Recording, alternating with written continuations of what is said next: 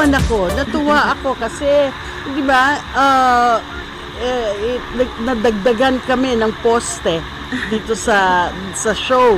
Kaya I didn't expect na meron pala kaming pagkakataon na magkasama sa isang eksena. Kala ko we are in different worlds, yung gano'n. At dahil mahal ko ang anak ko, wala naman ako magagawa. I'm just so blessed dahil magaganda yung projects na dumating sa akin. At yung, alam mo, right project at the right time. Kaya siguro maraming, di ba, pag meron ka nililista yung mga achievements mo, maraming nasusulat. Kaya ganun. Ako, almost the same, pero plus yung director, swerte kami sa mga directors namin na inabutan.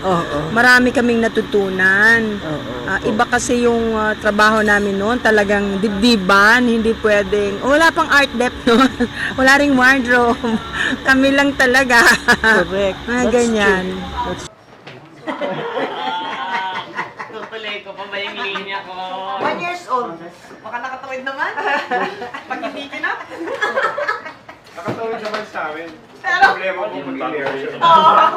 there's more. Pero lahat nag-react nung sa 1 years old. May gumawa. Okay, sabay. Yes. Sa soap. Sa Pero soap. dinidirect niya ako, palagi niya ako nadidirect kasi director din siya eh. So, Tapos director, magkasama artista. kami madalas sa pelikula.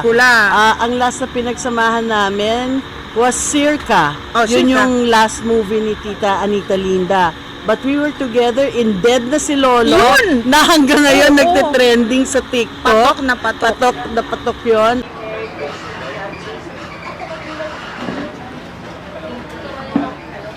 Ay, nung nag-uumpisa ito, ako talaga yung artista niya. Hindi yan nagsusuklay. Hindi ko makakalimutan yon. Meron niyang hawak na papel. Seryoso sa pagdidirect niya. Sabi ko, magsuklay ka naman. Kahit na director ka, hindi ka artista.